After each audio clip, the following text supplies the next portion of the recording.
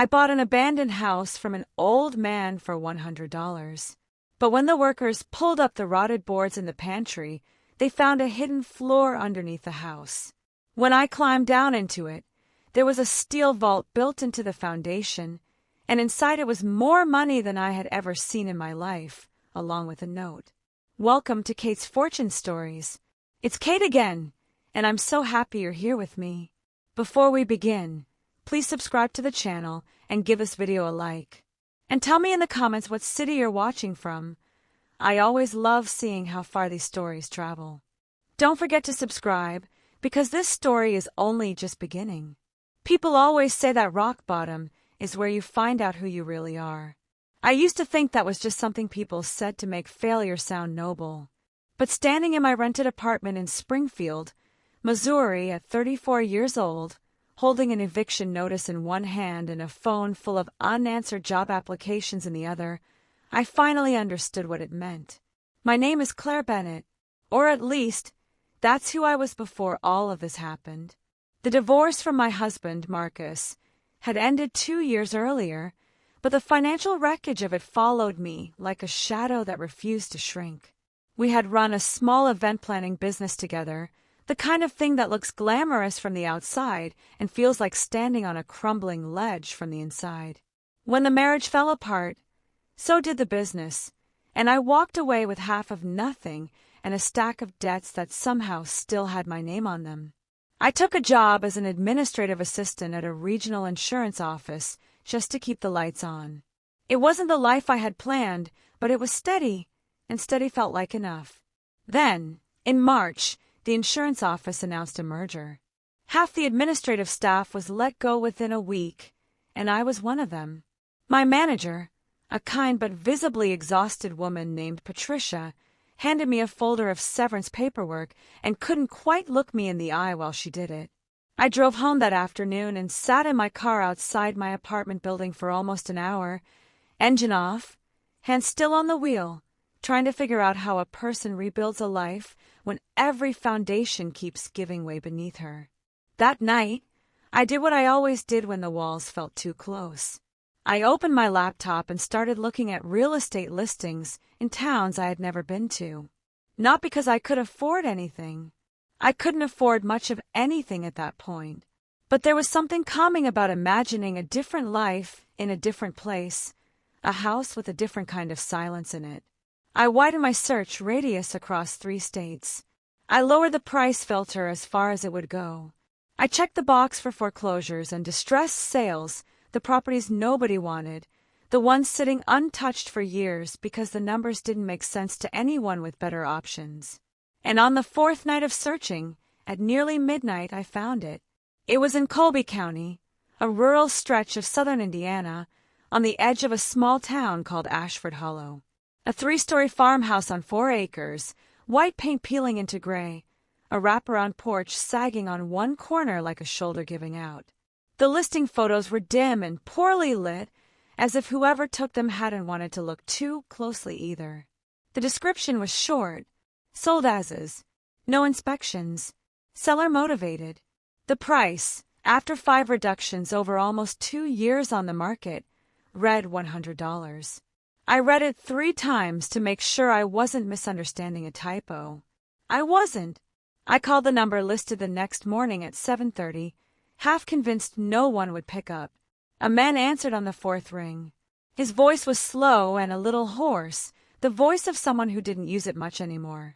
He told me his name was Edwin Thorne, that he was 81 years old, and that he had lived in that farmhouse for over 50 years before moving into an assisted living facility 2 towns over. He said the county had been circling the property for back taxes for a while now, and that he'd rather give it away for almost nothing than let it be auctioned off to a stranger who'd tear it apart for the land. Why $100 specifically, I asked him. Why not just give it to the county, or let it go to auction and walk away? There was a long pause on the line before he answered. Because I need to know it goes to someone who'll respect what's inside it, he said. Not the walls, the ground underneath them. I assumed, the way you do with elderly men who've spent decades alone in old houses, that he meant something sentimental. Memories buried in the floorboards, that sort of thing. I told him I understood, even though I didn't, not really. We spoke twice more over the following week, once about the well pump, once about a spare key hidden inside a cracked flower pot by the back steps. I wired him the $100 through my banking app that same afternoon. The paperwork went through a title company in Bloomington, handled almost entirely over email and fax, the way these things tend to go when nobody involved has the energy left to do it any other way. Edwin Thorne passed away 19 days after the sale closed. I found out from a short obituary in the Colby County Gazette. It listed one surviving relative, a nephew named Gordon Thorne of Indianapolis. I drove out to Ashford Hollow on a gray Saturday in April. The farmhouse looked worse than the photographs, the way these places always do once you're standing in front of them instead of scrolling past them on a screen. The porch groaned under my feet. Ivy had worked its way through a broken window on the second floor. Inside, the air smelled like dust and old wood and something faintly metallic that I couldn't place. But underneath the neglect, the structure was solid. Original hardwood floors beneath decades of grime. Plaster walls that had cracked but never crumbled. I stood in the front room, the one that must have once been a parlor, and felt something I hadn't felt in over a year. Not happiness exactly. Something quieter than that. The sense that maybe I hadn't made a mistake. I hired a small local crew, 3 men recommended to me by the owner of the hardware store in town, to begin gutting the interior. We started with the kitchen and the connected pantry, a narrow room at the back of the house with sagging shelves and a floor that felt strangely uneven underfoot, softer in the center than along the walls. The crew's foreman, a steady, quiet man named Jake, was the one who noticed it first. He knelt down on the pantry floor one Thursday afternoon, knocked his knuckle against a section of the boards, and frowned. "Miss Bennett," he said, "this doesn't sound right. You should come look at this." Beneath a section of the original flooring, hidden under boards that had been carefully relaid to match the surrounding wood, was a wooden hatch. It had no visible hinge from above, no handle, just a recessed pull ring flush with the surface, the kind you'd only notice if you were looking directly down at it, or if the floor gave a hollow sound under your boot. Someone had gone to real trouble to make sure it disappeared into the rest of the room. Jake and the other 2 workers stood back and looked at me the way people look at something they aren't sure they're allowed to touch. Edwin Thorne's words came back to me all at once. Not the walls, he'd said, the ground underneath them. He hadn't been speaking in metaphors. He had been giving me a location. We didn't open it that day. I told the crew I needed to think, paid them in cash the way they'd asked me to when we first agreed on the job, and listened to their truck pull out of the gravel driveway before I went back inside alone. I sat on the pantry floor with my back against the wall and stared at that hatch until the light through the kitchen window turned orange and then gray.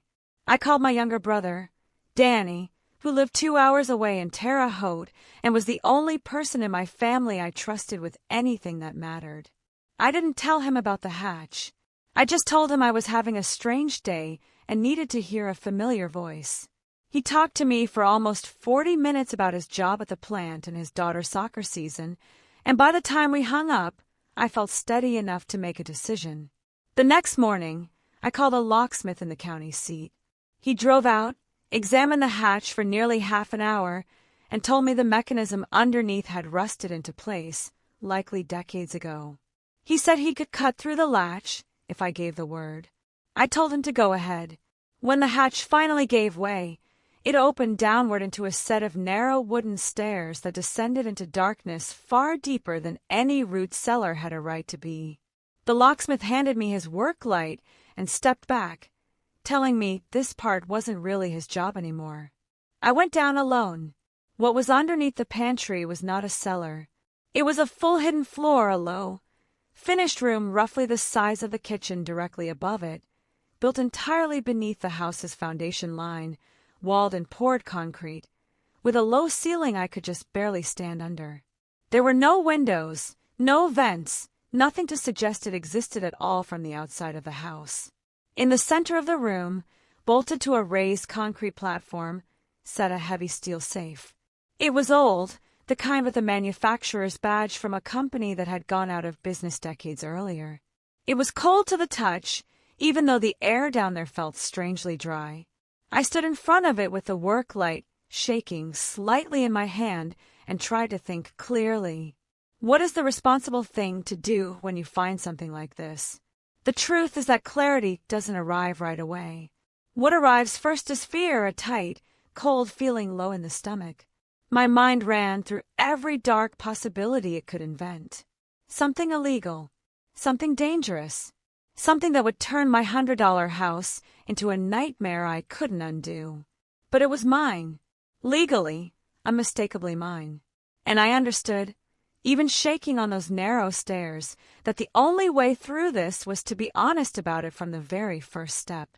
I drove to the Colby County Sheriff's Office that same afternoon. Not because I feared what was in the safe, but because I wanted to be, from the beginning, unquestionably on the right side of whatever it turned out to be. The deputy who took my statement was a calm, thorough woman named Deputy Renata Lang. She didn't treat me with suspicion, which I appreciated more than I expected to. She logged my report and told me that a county investigator would need to be present when the safe was opened, and that depending on what was inside, there could be further steps. 2 days later, a certified safe technician met Deputy Lang and me at the house. It took him nearly an hour, working the old dial with a stethoscope pressed against the steel, before the mechanism finally released and the heavy door swung open with a low groan. Inside were stacks of bound currency, organized in neat rows, and resting on top of the highest stack, held down by a rubber band gone brittle with age, was a plain white envelope. My name wasn't on it. In shaky handwriting, it simply read, "To whoever finds this." Deputy Lang photographed everything before I touched a thing. Then she nodded for me to go ahead. I opened the envelope. Inside was a letter, 4 pages long, written in the same unsteady hand. The very first word, underlined twice at the top of the page, was sorry. I read that letter standing in a hidden room beneath a house I had bought for $100, and by the time I reached the final page, my hands were trembling in a way that had nothing to do with fear anymore. Edwin Thorne had spent almost 40 years quietly setting aside cash, money from the small engine repair shop he'd run out of his barn for most of his life, money from renting out a few acres of farmland to his neighbors, money he deliberately kept apart from his regular bank accounts. Not to hide it from the government, his letter explained, but to hide it from his nephew, Gordon, the only relative who ever bothered to visit him, and only, the letter said, when he suspected there might be something in it for him. Over the years, Gordon had convinced Edwin to sign over power of attorney on paper he barely understood, had quietly redirected 2 small pension distributions into an account Edwin never saw again, and had, in Edwin's own words, treated an old man's loneliness like a resource to be mined. The money in the safe, which the technician later confirmed came to just over $13 million, was Edwin's answer to all of it. He had built the hidden floor himself, decades earlier, back when he still had the strength for that kind of work, specifically so that whatever he managed to save would never end up in Gordon's hands by accident, by court order, or by any of the quiet legal maneuvers a patient, greedy relative can arrange around a frightened old man. He had sold the house for almost nothing to a total stranger because a stranger, he wrote, was the only kind of person left he could still trust not to hand it over. The letter ended with a paragraph I don't think I'll ever fully stop thinking about. "I don't know who you are," it said. "I don't know if you're a good person. But you found this, which means you were paying attention, and paying attention is rarer than people think. The money is yours if the law allows it, but I'm asking you, please, to give a portion of it to the veterans' home outside of town. My brother spent his last years there, and they treated him with more kindness than my own family ever showed either of us. I wanted to do this for a long time, and never found the courage while Gordon was still watching. Please do it for me now." I folded the letter carefully and sat down on the cold concrete floor with $13 million beside me and an old man's last request in my hands. I had maybe a few hours before I would need to start making decisions that couldn't be taken back, and I used them to make myself a plan. The first call I made was to a lawyer, not a local one from Ashford Hollow, but an estate and property attorney in Indianapolis named Diane Cho, whose name I found through the Indiana Bar Association's referral service after specifically searching for someone with a strong background in elder financial abuse cases. Her office fit me in that same afternoon. I drove the hour and a half with Edwin's letter sealed in a plastic bag on the passenger seat and Deputy Lang's incident report number written on the back of a gas station receipt. Diane Cho was somewhere in her 60s, with sharp reading glasses and the unhurried patience of someone who had spent decades listening to people in crisis without ever absorbing their panic herself. She read the letter twice, asked me a handful of precise questions, and then set it down on her desk. "Walk me through the deed of sale, exactly as it's written," she said. I had brought a copy. She read through it slowly. The deed transferred the property in standard legal language, including all structures, fixtures, and contents therein, from Edwin Thorne to Claire Bennett for the sum of $100. It had been notarized and recorded with the county recorder's office in Colby County 11 days before Edwin passed away. "The sale was finalized and on record before he died?" Diane asked. "Yes," I told her, "by nearly 2 weeks." She set the document down carefully. "Then everything inside that safe is legally yours. Fully, clearly. The moment that deed was recorded, every fixture inside that house, including a safe bolted directly into the foundation, which absolutely qualifies as a fixture under Indiana law, became your property." "What about his estate?" I asked. "What about Gordon? Does the will give him any claim over the house or what was inside it?" "I don't know what the will says yet," Diane said. "We'll find that out, but I'll tell you this much already. Even if Edwin's will mentions the property specifically, it doesn't matter because the property was already sold before he passed. It was never part of his estate to give away in the first place. Gordon Thorne has no legal foothold here. What he does have," she added, capping her pen, "is the kind of personality that doesn't let something as small as legal reality get in his way." She agreed to take the case. We spent the rest of that afternoon drafting documents. A formal notice to the Colby County Sheriff's Office establishing my legal claim over the safe's contents. A required disclosure to the Indiana Department of Revenue regarding a significant undocumented cash discovery, which Diane handled with brisk, practiced efficiency, and a letter to the attorney handling Edwin's estate, informing them of the exact circumstances of the sale and where things legally stood. By the time I drove back to Ashford Hollow that night, there was a dark gray sedan parked in my driveway that I didn't recognize. I sat in my own car for a moment with the engine idling, studying it. Marion County plates. Not local. Then the driver's door opened, and a man stepped out. He was in his mid-50s, tall, wearing a sport coat that looked far too expensive for a gravel driveway in Colby County.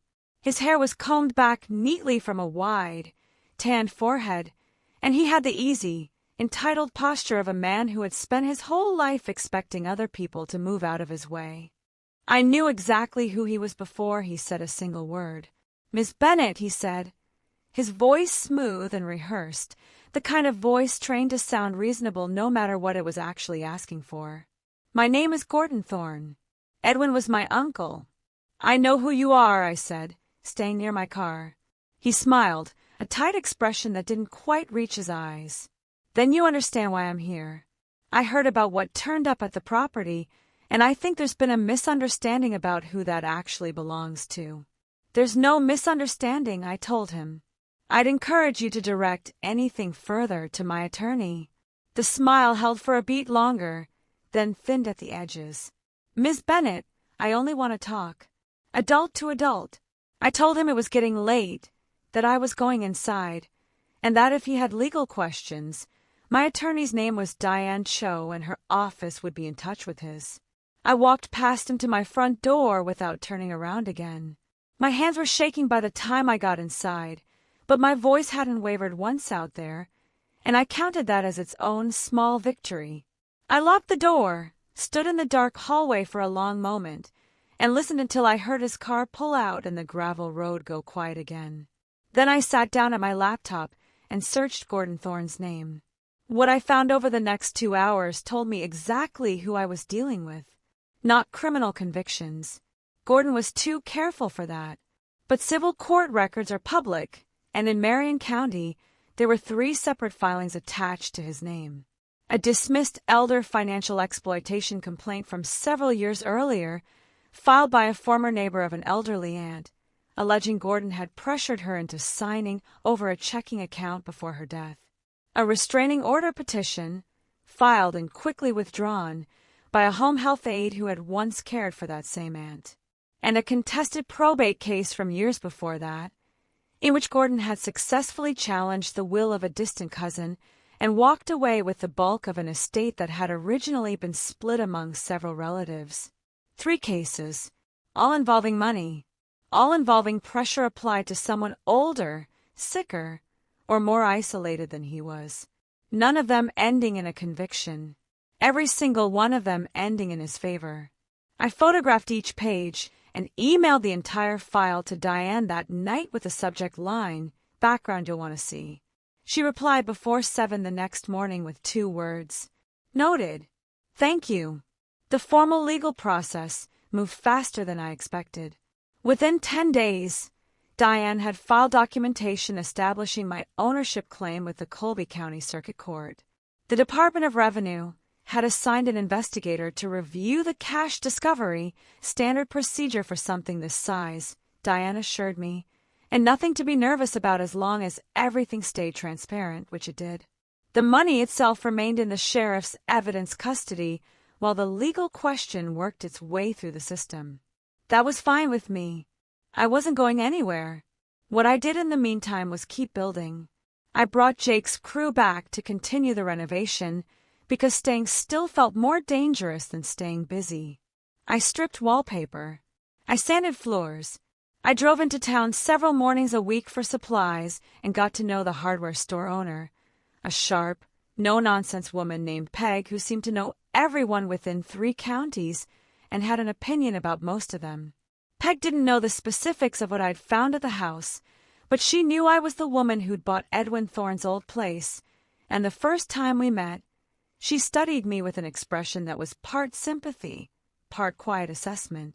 Edwin was a good man, she told me once while I was picking through paint samples. That nephew of his is a different animal entirely. I've met him, I said. She looked at me sharply. Then you already know to watch yourself. Gordon filed his first formal legal action 12 days after we found the safe. A civil suit in Marion County claiming the sale of the property had been executed under undue influence, that Edwin had been mentally incompetent at the time of the transaction, and that any assets discovered on the property during his lifetime, a deliberately vague phrase, should revert back to his estate. Diane called me the morning the suit was served to walk me through it. Her tone was dry and unbothered. "This is a fairly standard playbook," she said. "Challenge the sale, claim incompetence, try to pull the contents back into the estate before anyone can stop him. It's a reasonable strategy on paper. It has serious problems in practice. The sale was notarized. Edwin signed it in person in front of 2 witnesses. And the incompetence claim is going to be very difficult to sustain because Edwin met with his physician 4 days before the sale and was documented as fully oriented and cognitively sound." "So we bury it," I said. "Exactly," she answered. But Gordon wasn't finished with the legal route alone. 4 days after the lawsuit was filed, I came home to find the deadbolt on my back door had been tampered with, drilled carefully rather than forced, the way someone does when they want entry without leaving obvious signs of a break-in. Nothing inside had been taken. Nothing had even been moved. But someone had clearly been inside my house, and the message underneath that fact was impossible to miss. I reported it to Deputy Lang immediately. She filed an incident report and had the property checked, but there wasn't enough physical evidence to tie it to anyone specific yet. "We can't prove it's him," She told me honestly, but I'd get cameras up if I were you. I installed 4 of them by the following weekend. That decision paid off 6 nights later, when one camera caught a man in a dark jacket slowly circling the perimeter of the house at just past 2 in the morning, pausing at each window and photographing the interior through the glass with his phone. He kept his face angled away from the lens the entire time, but his build, his posture, and the coat were unmistakably familiar. I sent the footage to Diane the next morning. She arranged a meeting with Gordon's attorney the following week, one she handled alone, which she said she preferred. She debriefed me afterward by phone. She had presented the surveillance footage alongside the incident report about the tampered lock and told Gordon's legal team plainly that any further contact with the property or with me, outside of formal channels, would result in a harassment petition and a criminal referral to the sheriff's department. Apparently, his attorney had spent most of that meeting looking distinctly uncomfortable. The visit stopped. The drive-by stopped. For a full week, there was nothing. I found, to my own surprise, that the silence unsettled me more than the aggression had. Gordon Thorne, based on everything I'd read, was not a man who gave up easily. He was a man who recalculated. Diane suggested I take a few days away from the house before the next stage of the legal proceedings began. "You've done everything right," she said. "The revenue review is moving forward. The ownership claim is solid, and Gordon's lawsuit is going to collapse under its own weight sooner or later. Go breathe somewhere else for a while." I drove out to my brother Danny's place in Terre Haute and stayed for 4 days. I slept longer than I had in months. I helped him repaint his daughter's bedroom. I sat on his back porch in the evenings with a mug of tea, watched his daughter chase fireflies across the yard, and let myself, for a handful of days, simply not be afraid. But I also knew, sitting out there in that quiet, that when I drove back to Ashford Hollow, Gordon Thorne would still be waiting, and he would have had 4 extra days to think about his next move. I came back on a Sunday afternoon, and the house felt different, hushed, the renovation frozen mid-motion the way houses look when work has paused halfway through. Floors half sanded, walls half primed. It should have felt anxious and unfinished. Instead, standing in the front room with my bag still on my shoulder, I felt something steadier than I expected. Not the fragile kind of calm that comes from holding yourself together through sheer will. The real kind, the kind that comes from having made your decisions and knowing exactly why you made them.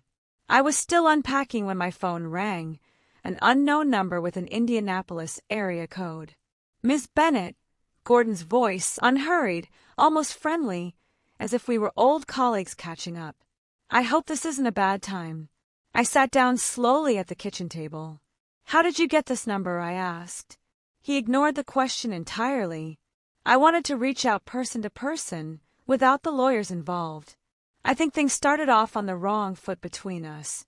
"Mr. Thorne," I said, "I'm going to record this call." A brief pause, then his voice came back, unbothered, either genuinely calm or an excellent performance of it. "That's certainly your right," he said. "I'm calling because I've spent some time thinking about what my uncle did, selling that house the way he did, and I want you to understand I'm not angry with you specifically. You couldn't have known the full situation." "What situation is that?" I asked. "My uncle wasn't well in his final years," he said. "He had periods of confusion. He made decisions in that state that he wouldn't have made otherwise. I'm not interested in punishing you for an old man's mistake. What I'm interested in is a fair resolution for everyone." "I'm listening," I said, because listening isn't the same thing as agreeing, and I wanted to understand exactly what kind of pressure he intended to apply. "That money belongs to the Thorne family," he continued, "to my uncle's estate, which I happen to be the sole surviving relative of. Now, I know you've got a lawyer who'll argue otherwise, and we could spend the next 2 or 3 years fighting this out in court, which honestly benefits neither of us. What I'm proposing is simple. You walk away with $2.5 million. Clean.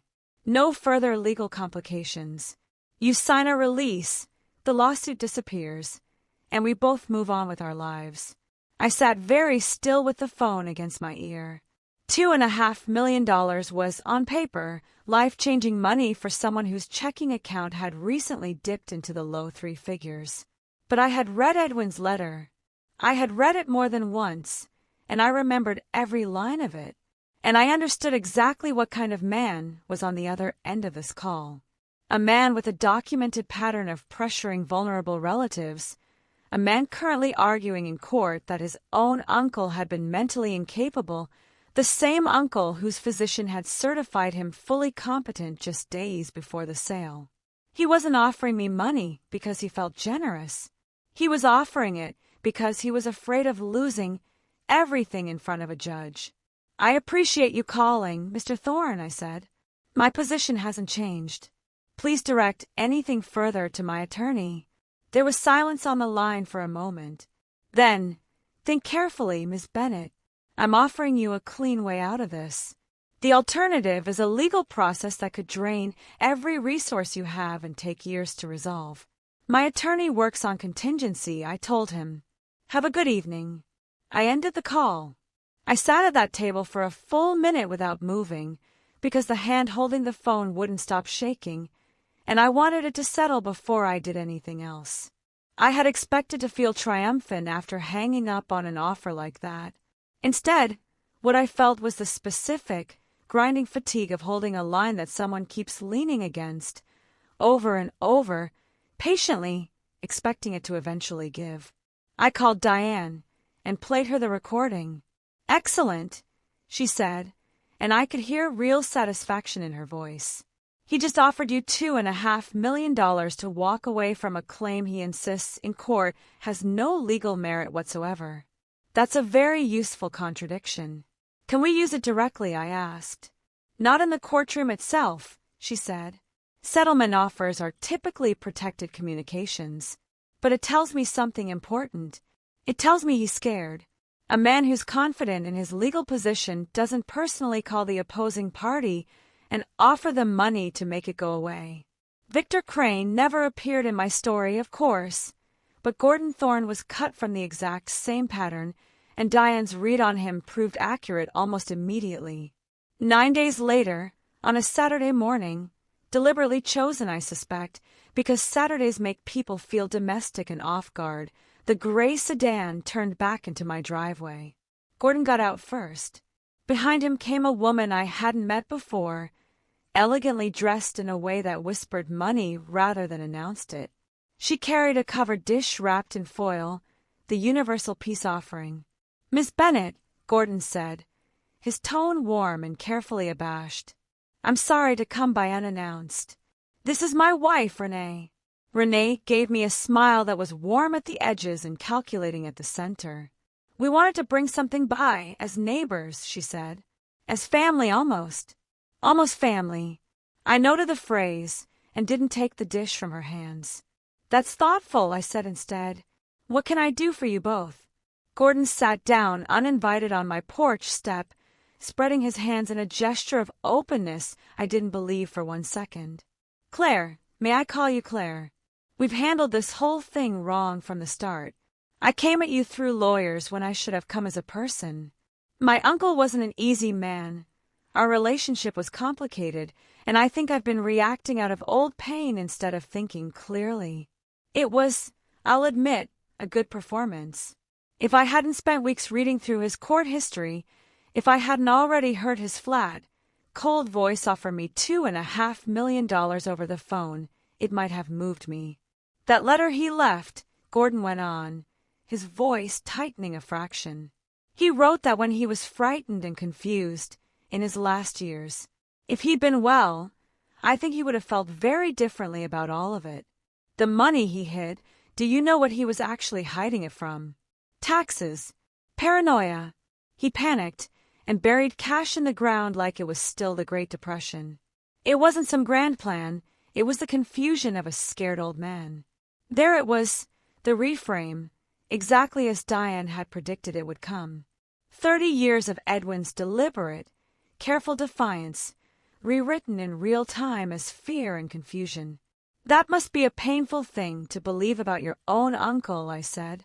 Gordon blinked, caught slightly off balance. He'd clearly expected either agreement or angry pushback, and I'd given him neither. Renee stepped in smoothly, the practiced motion of two people who had done this together before. "What Gordon is trying to say," she said, setting the foil dish down on my porch railing without asking, "is that we're his blood family, and you're a stranger who happened to buy his house. Surely you can understand how that looks from where we're standing." "I can," I said. "I imagine it feels very frustrating." "It does," she said, letting the word carry weight. "It feels like everything Edwin built, everything Gordon sacrificed for that man over the years, being handed to someone who was never part of any of it." "What exactly did Gordon sacrifice?" I asked. "Specifically?" The smile flickered. "Excuse me," Renee said. "What did he sacrifice?" I repeated. "Caring for him," Gordon said quickly, "when he needed it." "His obituary doesn't mention any caregiver," I said. "It doesn't mention visits either." "We had a complicated relationship," Gordon said, and the warmth had drained noticeably out of his voice. Renee abandoned the gentle approach entirely at that point. She looked at me directly, and what I saw now wasn't warmth at all, it was calculation laid bare. "Ms. Bennett, let me be direct. You came into this county with almost nothing in a $100 house. You don't have the resources for a multi-year legal fight, regardless of whatever your attorney has promised you about contingency arrangements. Gordon and I do. We can file motion after motion, appeal every ruling, drag this out until you've spent a decade watching lawyers argue while you live in a house with no income to speak of." She let that settle in the air between us. "Or you can accept what Gordon has offered. $4 million. We've revised the number upward. That's generous, considering you have no genuine moral claim to our family's money." I looked at her, then at Gordon, and I thought about Edwin Thorne, who had spent decades building a hidden room beneath his own kitchen just to keep this exact man from ever getting near what he'd saved. I thought about the loneliness of that, of building something secret, because the people who should have been your family had instead become the thing you had to protect yourself against. I felt real fear in that moment, because Renee wasn't entirely wrong. Legal fights are exhausting even when the facts are on your side, and I was one woman with a modest savings account standing against two people with resources and no apparent limit on how far they were willing to push. But the fear, once I let myself actually feel it all the way through, turned into something else. It turned into anger, and the anger made everything suddenly very clear. "Thank you both for coming by," I said. I picked the covered dish up off the railing and held it back out toward Renee. "Please have your attorney contact Diane Cho's office with anything further." Gordon stood up from the porch step. Whatever warmth had been left in his expression was gone now, replaced by something closer to contempt, the look of a man shifting fully from negotiation into open conflict. "You're making a serious mistake," he said. "I've made worse ones," I told him. "Drive safely." They got back into the sedan and pulled out of the driveway. I stood on the porch holding a paintbrush in one hand and my phone in the other, and I let the fear move through me completely, and then I let it pass. I called Diane immediately and told her everything. "They came in person this time," I said. Renee made the threat explicit. A multi-year litigation strategy meant to bleed me out financially. "Good," Diane said. "Document every word of it in writing tonight while it's fresh." "I'm going to beat them," I told her. It wasn't bravado. It came out in the same flat, certain voice I'd used to say it might rain tomorrow. "Yes," Diane said. "You are." The hearing in Colby County Circuit Court was scheduled for a Tuesday in late June.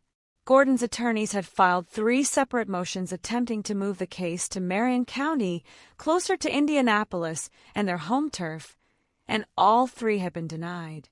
We would be heard on Edwin's ground, in the county where he'd lived his entire life. I drove to the courthouse alone that morning.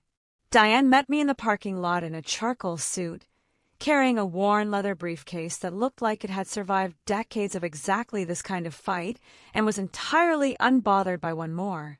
"Ready?" she asked. "Tell me what's going to happen," I said. "Gordon's attorney will argue incompetence and undue influence," she said. He'll try to frame the sale as predatory, one final elderly man taken advantage of by an opportunistic stranger. She paused at the courthouse steps. And then I'm going to take it apart, piece by piece. The courtroom was small, wood-paneled, lit by humming fluorescent panels overhead, presided over by a judge named Eleanor Talbot who moved through paperwork with a brisk, unimpressed efficiency I liked immediately. Gordon and Renee were already seated at the plaintiff's table when I walked in, Gordon composed and groomed, Renee behind him with a legal pad and a fountain pen. Gordon glanced over when I entered. I looked back. Neither of us nodded. His attorney went first, laying out the argument with practiced confidence. Edwin had been in declining health, he said.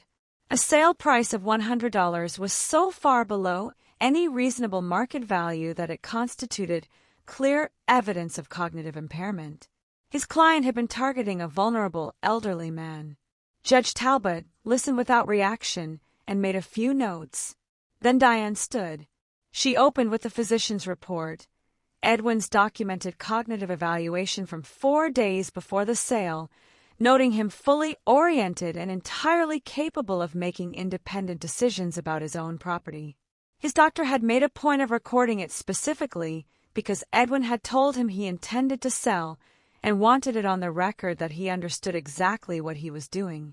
Gordon's attorney objected.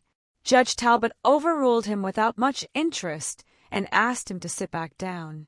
Diane moved through the notarized deed, the witness statements, the email correspondence between Edwin and the title company, showing a man who wasn't confused at all but methodical, asking specific, practical questions about timelines and transfer procedures.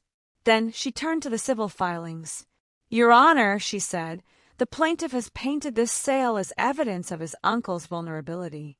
I'd ask the court to consider what that vulnerability actually looked like from Edwin Thorne's own perspective.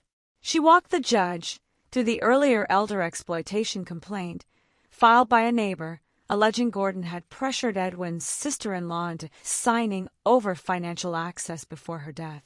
The case had been dismissed after the sister-in-law herself declined to cooperate with investigators. Diane paused there before explaining why. Because, she said, we found a letter Edwin himself wrote to Colby County Adult Protective Services 5 years before he died, requesting an unrelated welfare check on that same sister-in-law.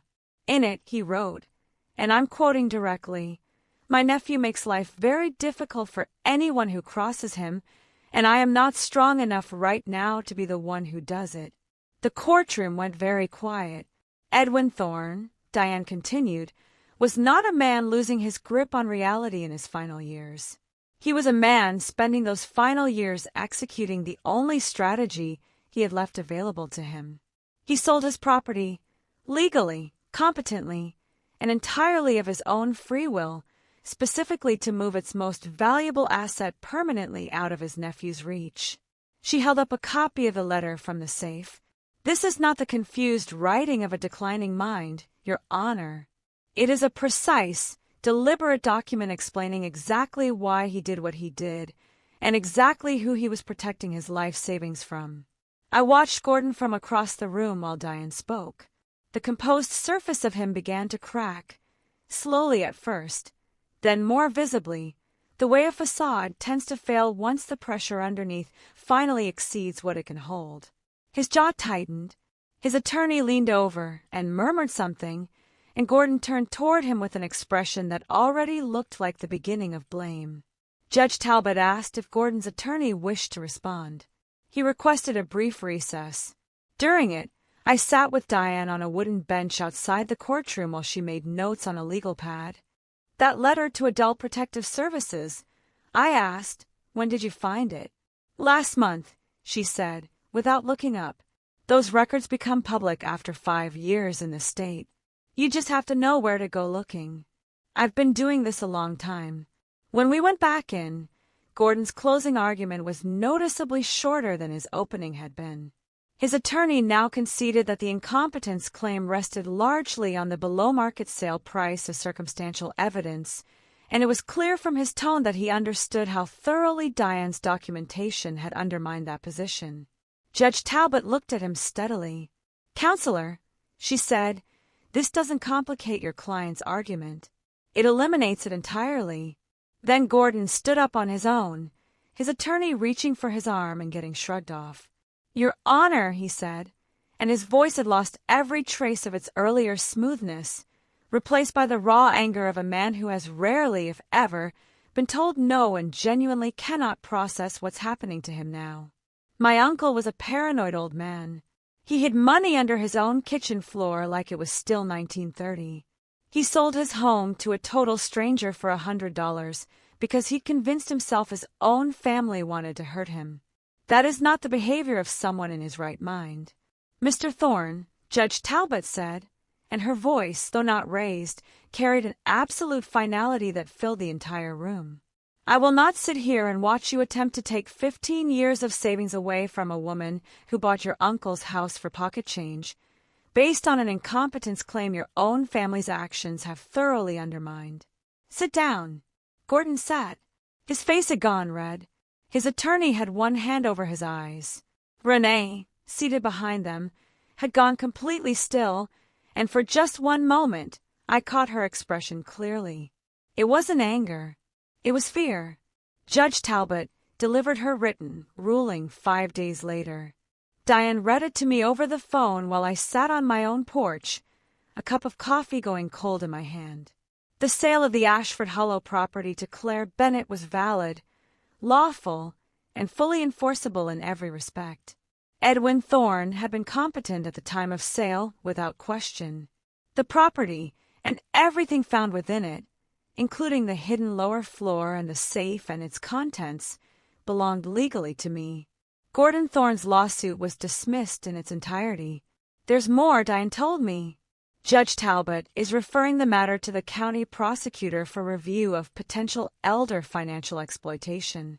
It isn't a criminal charge yet, but given everything we presented, they're very likely to open a formal investigation. And the civil case," she added, "is completely, finally over. You won, Claire." I sat on that porch for a long time after the call ended. Months of renovation dust and legal filings and Gordon's phone calls and Renee's calculating smiles, and now, all at once, it was finished. The Indiana Department of Revenue completed its review of the cash 6 weeks later. After taxes, penalties, and interest were assessed against Edwin's estate, for which Gordon, as the only heir, remained legally responsible, the net amount transferred into my account came to just over $10,400,000.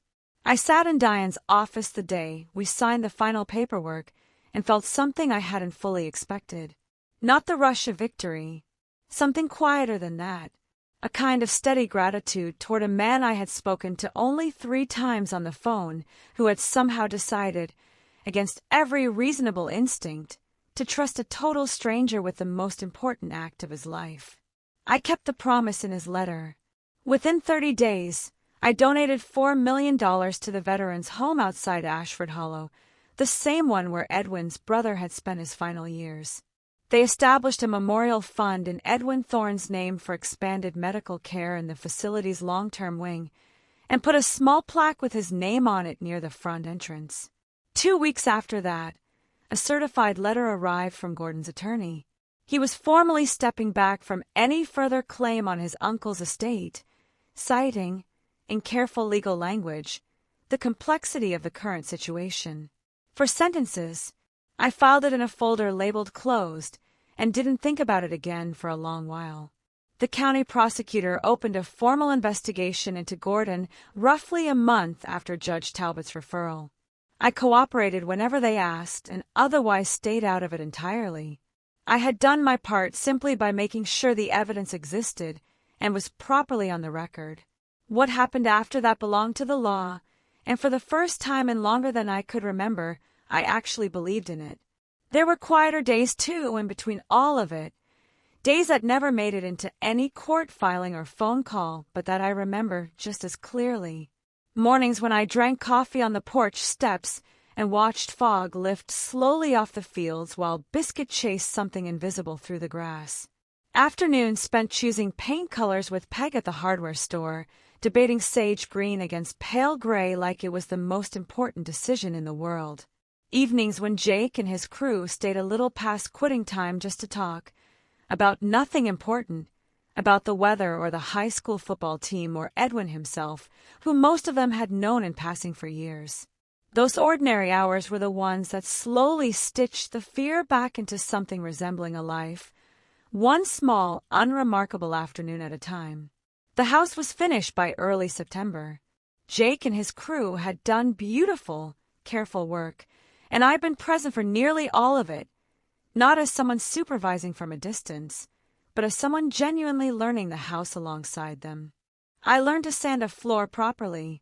I learned that the upstairs bedroom caught the best morning light, and that the kitchen window framed a stretch of hills to the west that turned a deep gold every evening in October.